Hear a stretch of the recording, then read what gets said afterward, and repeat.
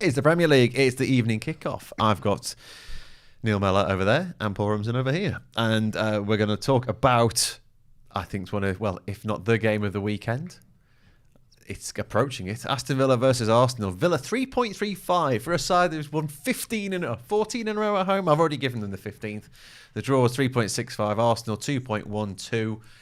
If you can take, they were brilliant against Manchester City. They were. I've not seen a City side pushed that far back, only having 2 shots, and the second one was in the 11th minute. It was a 1-0 hammering, wasn't it? Oh, 22 shots for Aston Villa, and I know it was deflected and it went simple, but they were astonishingly good. Very good. Very, very good. And they have been at home all season. Their Achilles heel has been away from home, as we've seen. Disappointing the last time, I think away, it was the Forest game that they lost, when we surprisingly lost. But the team's coming together. I mean, you look at the forward line, he left the RB out to start against City, and you didn't expect that, but it worked. I mean, Carlos and Pau Torres at the back, and Douglas Luiz in midfield looks a different player. The way that Unai Emery's got them set up, they just look a fantastic outfit. And they have got a little bit of squad depth as well. They're bringing proper players off the bench now, which is something that we've not seen Aston Villa do for a while. I mean, I was listening to a lot of ex-pundits and players today, and I can't remember who it was, but one of them said this is the best Aston Villa team that I've seen performing like this in my lifetime. We know that the European Cup winners and what further down the line, but in recent history, in our lifetime, he referred to it as the best footballing and the best Aston Villa team squad that he'd seen for a long time. And with that manager, Unai Emery, set them up the way he did against Manchester City, I think he might have a point to prove against Arsenal. I think he might just he's in a nice situation. He's got players playing for him, hasn't he? And maybe he didn't have that too much at Arsenal, Neil. And but he doesn't strike me as the kind of guy who will kind of stand there in front of going, I hate these. I need you to beat them. He sets up his team to win games, and that's what they're doing, particularly at home. Flying, absolutely flying. I can't believe the odds, with how Aston Villa have been playing, the fact that they're just beating Man City and proper beating them, even though it was only 1-0, the scoreline, you're thinking it's close, it wasn't. So Villa are flying. Obviously, Emery, like you say, was maybe treated a bit harshly with his time at Arsenal. There'll be no battle on the touchline because Mikel Arteta is not on the touchline. He's got 3 yellow cards. He will be in the stands, so there'll be no heated exchanges there. I think if Arsenal get a point, it's a decent point there. I think that's how good Aston Villa have been. And you can talk about Villa's top 4 hopes and all that. I still think it's too early to talk about that. But playing really well. That's the key. Villa are playing really well, full of confidence at home. And like I say, Arsenal go there, they get a point. I think they'll leave happy. And then Villa will look at City and Arsenal games and go, 4 points out of that. That is a tremendous return. Yeah, we're in for a good season. So I'm struggling to say Villa will beat Arsenal the way they beat City. Can they go again and put in such a good performance? I think Arsenal will want to react as well because they had a scare at Luton. I think they'll want to raise their levels a little bit. This will be a proper game, this. Really good game to watch. I'd sway towards a draw, which looks decent odds, but it won't be touching Arsenal at 2.12 there at Villa. Are Arsenal's issues away from home or against any side they're going to sit? And Aston Villa will not sit. They'll do the exact opposite. They'll play this crazy high line, which works. But it's difficult to just put your footprint on a game when Aston Villa are coming at you at home like that. How do Arsenal approach this? Well, that's why we're tipping it as a really good watch, and I genuinely think it is going to be a good watch because we don't actually know how it will pan out. Villa at home, we know what they're going to do. Arsenal, we know that they concede goals. We're talking about an Arsenal side who went to Luton and conceded 3 and won in the 90 whatever it was minute. What's been joked about this week, they won the Luton Cup. The way that they're celebrated, but it's they do concede goals. I mean, they conceded. No disrespect to Luton, we always give them their due and the credit here for what they are and what they do, and they set up and they're hard to beat. But they scored 3 against Arsenal, and Mikel Arteta won't be happy with that. And they've conceded 3 against Luton, who is sat where they are on the table. They're going to Aston Villa, who have won 14 at home and always score at home and are free scoring at home. So from an Arsenal point of view, you'd be concerned. I've seen one argument this week that Arsenal should play David Raya at home and the other lad away. I mean, it's he's messed them both up. Ramsdale away. I mean, his man management. He's messed them both up.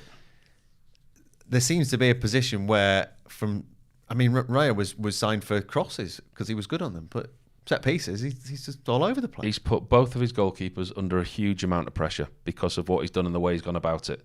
Don't have any problem with him making a decision. He made the decision as a manager. He thought, and he's got his opinions, and he wanted to strengthen that department. And he goes and signs a player. As a manager, you have the right to do that, and you've got to give him credit for doing that. Has his decision paid off? No. Has he gone about it and managed the situation in a way where he's kept both goalkeepers on side, for want of a better phrase, and together and part of his squad? No, he's fractured both goalkeepers' confidences, because what he said was he's got 2 goalkeepers who he will pick evenly every week. They will both play games, and he hasn't got a number 1 and a number 2, and he's got strength in every position, which I knew from the start wasn't the truth. You could see, but that's what's proven to be the truth. David Raya is number 1. Aaron Ramsdale's played 2 games since been brought out of the team, both, funnily enough, against Brentford, one in the League Cup and one in the Premier League, because his hand was forced. By doing what he's done, he's put David Raya under immense pressure every week, because he's scrutinised incredibly. Every single mistake or slight defect in his game will be analysed. And Aaron Ramsdale, now he's getting given 1-2 opportunities in the side, and he knows regardless of what he's going to do, he's not going to play. And if he does come into play, if he drops David Raya now, he's dropping David Raya because he's not playing well. Aaron Ramsdale comes in under huge pressure, knowing that he has to do well, because if he doesn't, Raya will come back in. So out of a situation that he had, he's made a real mess of it.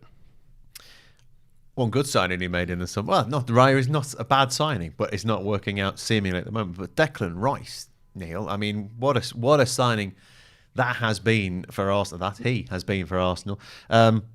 And I had that feeling all the way to the end of that game. Although he was quiet in that game at Luton and things were kind of going on around him, he does have this knack. Some players just have that knack of finding the right moment.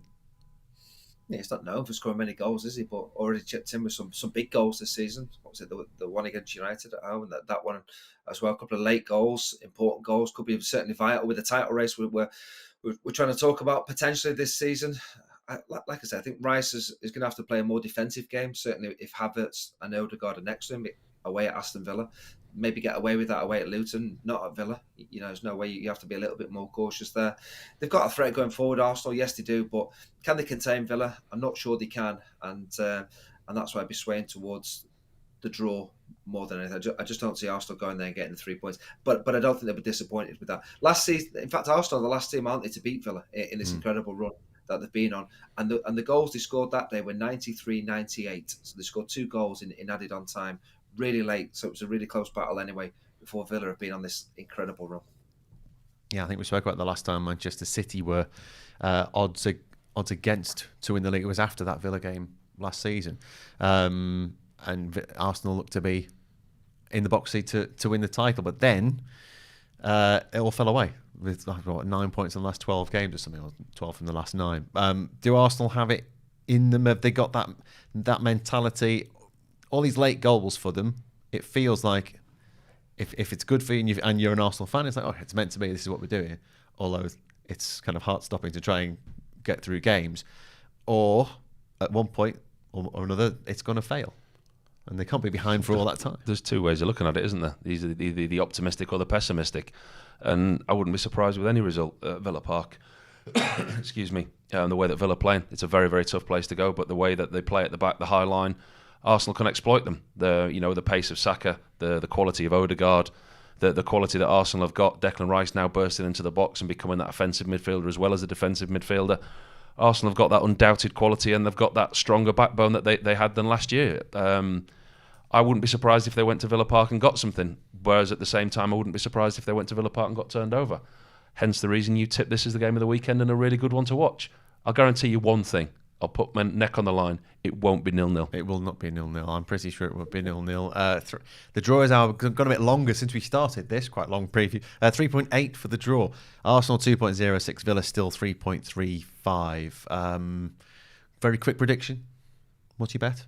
I'm going to listen. I back Villa against Man City, and I'm not going to back against them again at home. 15 wins at home. Villa to win for me. Villa to win, and Watkins at home. McGinn's been outstanding.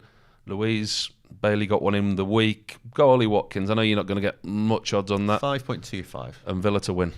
That's what you got. Yeah. That's it. Yes. So, what do you think, Neil?